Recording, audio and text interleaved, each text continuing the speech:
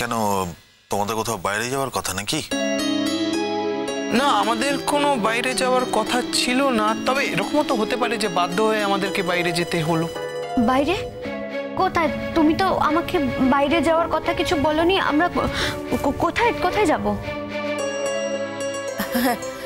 হয়তো তোমার হাজবেন্ড তোমাকে কোথাও বেড়াতে নিয়ে যাবে, সারপ্রাইজ দেবে, সেই জন্য বলেনি বোধহয়।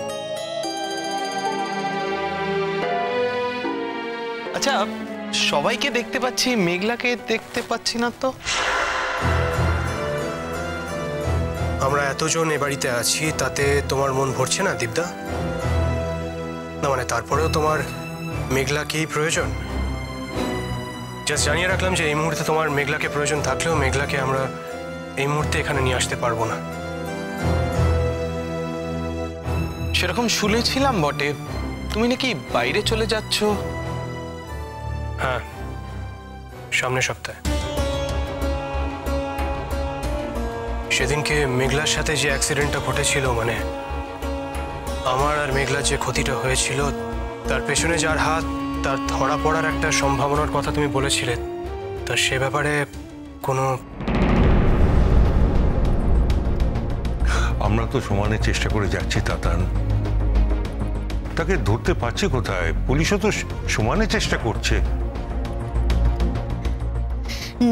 যে এত বড় একটা কাজ করেছে, সে কি আর ধরা পড়বে বলে কাজটা করেছে? সেই কাজটা করে নিশ্চয়ই অনেক দূরে চলে গেছে, আর তাকে এত সহজে মনে হয় না ধরা যাবে বলে। না, ও যদি এই পৃথিবীতে থাকে তাহলে নিশ্চয়ই ধরা পড়বে, আর যদি পৃথিবী থেকে চলে গিয়ে থাকে মানে, আর যদি বেঁচে না থাকে তাহলে অবশ্য কারোর কিছু করার নেই। মরে যাবে এ কথাটা আপনি ভাবলেনই বা কি করে? যে এত বড় একটা পরিকল্পনা করে এই কাজটা করেছে, তার নিশ্চয়ই ভবিষ্যৎ নিয়ে কোনো প্ল্যান রয়েছে।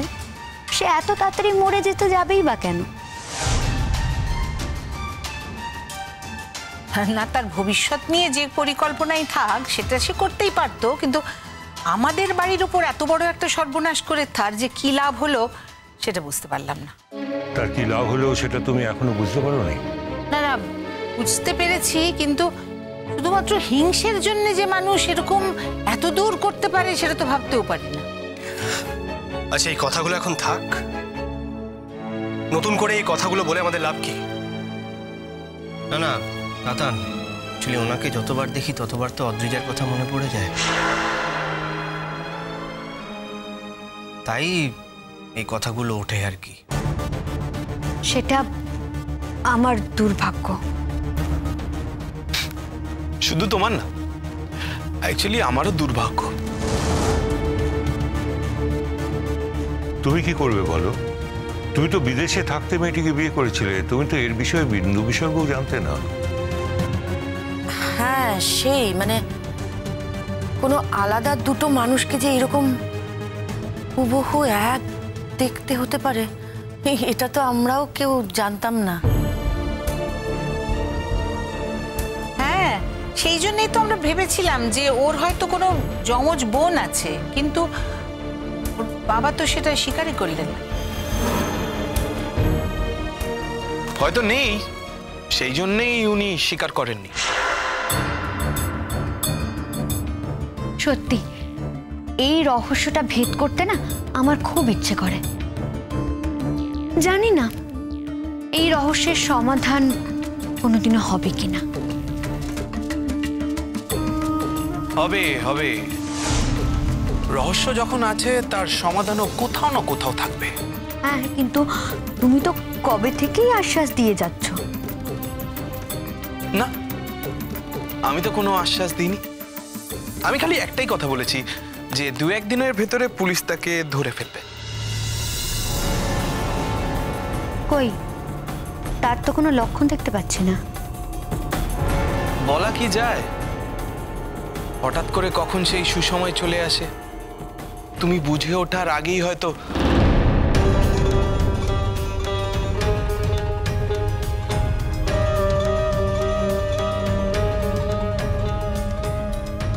কি হলো মল্লিকা? কই, কিছু না তো। হঠাৎ করে এত চমকালে যে? না না, তুমি এমনভাবে বললে না যে আমি বুঝে ওঠার আগেই ধরে ফেলতে পারবে, যেন যেমন যেন কথাটা এমন করে বলছো যে এ বাড়িতেই সেই মানুষটি আছে।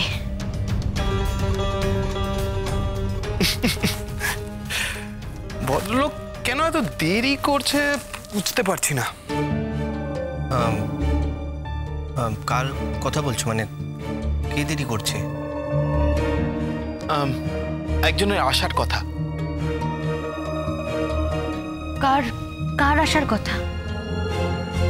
বললাম যে ওইটুকুনি সারপ্রাইজ থাক। না, আমি বুঝতে পারছি না ঠিক।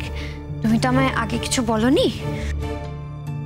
বলিনি, একটা সারপ্রাইজ রাখতে চেয়েছি বলেই আমি বলিনি তোমাকে। আমাদের বাড়িতে আসবেন? হ্যাঁ, ওই জন্যই তো আমি এলাম। তারও এই বাড়িতেই আসার কথা। কি আশ্চর্য, আমাদের বাড়িতে আসবেন অথচ আমরা কিচ্ছু জানি না কে সে ব্যক্তি যে তোমার সঙ্গে কথা বলে এ বাড়িতে আসতে চেয়েছেন। দীপ আজকাল খুব রহস্য করে কথা বলছে। জীবনের চারপাশে এত রহস্য না, যা কথা বলছি সেগুলোই কেমন রহস্য হয়ে যাচ্ছে। না না, রহস্যের কি আছে? হয়তো এমন একজন আসবেন যাকে আমরা সবাই চিনি আর কি। আমার তো মনে হচ্ছে ওর বাবাই বোধহয় আসবেন। কি তাই কি? না না, বাবা আসবেন। বাবা এলে কি আর বলতাম? বাবা এলে তো একসাথেই আসতো। না না, এমন তো হতে পারে যে উনি কলকাতায় এসছেন আর ফেরার পথে তোমরা একসঙ্গে ফিরবে। আপনারা যে যার মতো করেই কল্পনা করুন না, তারপরে যখন দেখবেন মানুষটা এসে গেছে তখন দেখবেন আপনাদের কোনো কল্পনাই ঠিক মেলেনি। দীপদা, মনে হচ্ছে তুমি বেশ ভালো মুডে আছো, তাই না? আমি ঠিক বুঝলাম না। না মানে দেখে মনে হচ্ছে তুমি বেশ ফুর্তিতে আছো। হ্যাঁ, তা আছি বই কি। হ্যাঁ, তা তো বটেই। তা না হলে এইটুকু একটা ব্যাপার নিয়ে এত হেয়ালি করতে না। বলছি, তুমি কি আমার উপর রেগে যাচ্ছ নাকি? না, রেগে যাচ্ছি না, তবে হ্যাঁ একটু বিরক্ত হচ্ছি বটে। তখন থেকে বলে যাচ্ছ যে আমাদের বাড়িতে কেউ একজন আসবেন যাকে আমরা চিনি, তুমিও চেনো। তা আমরা সবাই যখন চিনি তখন বলতে অসুবিধে কোথায়? তুমি হয়তো বুঝতে পারছো না, আমাদের বাড়ির সিচুয়েশনটা এই মুহূর্তে খুব একটা ভালো না, তাই আমরা কেউই ঠিক ইয়ার্কি মারার মুডে নেই। ও, এক্সট্রিমলি সরি। আমার কিন্তু সেই মানসিক অবস্থা রয়েছে। একটু ধৈর্য ধরো, এক্ষুনি চলে আসবেন ভদ্রলোক। আচ্ছা, তুমি এত হেয়ালি করে কথা কেন বলছো? ওরা তো বলছে যে ওদের এইভাবে কথা শুনতে ভালো লাগছে না। তুমি এমন এমন কার কথা বলছো? কে এমন আসতে পারে যার কথা আমি পর্যন্ত জানি না? তাহলেই ভেবে দেখো। আগে ভাগে কথাটা বলবো না বলেই এতক্ষণ ধরে চেপেছিলাম, আর এখনো যতক্ষণ না ভদ্রলোক এসে পৌঁছচ্ছেন ততক্ষণ আমাকে নিজেকে প্রতিরোধ করতেই হচ্ছে। আসতে পারি?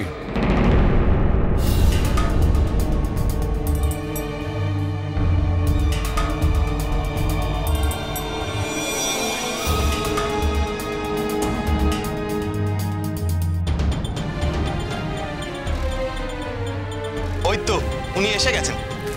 আসুন আসুন আসুন।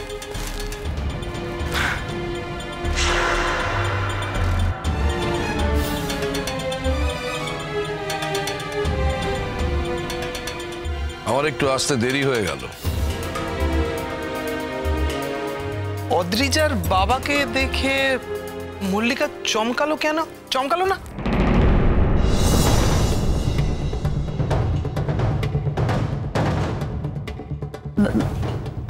মানে না মানে আমি তো দেখলাম তুমি মারাত্মক চমকালে। আপনারা পরস্পর পরস্পরকে চেনেন নাকি? ও কি আপনার আসার কথাই বলছিল? পরস্পরকে চিনে নিতে হয়েছে আমাদের। ঘটনাচক্রে ও আমার খুব কাছের লোক হয়ে গেছে, না চিনে আর উপায় থাকছে না আর কি। আর উনি হচ্ছেন অদ্রিজার বাবা, তুমি দেখেছো মনে হয় আগে।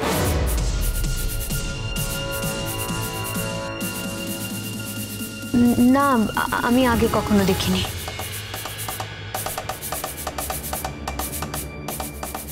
দেখোনি না? না, আপনার সঙ্গে আমার এর আগে কখনো আলাপ হয়নি।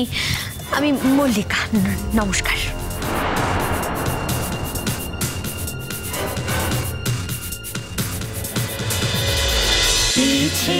নদী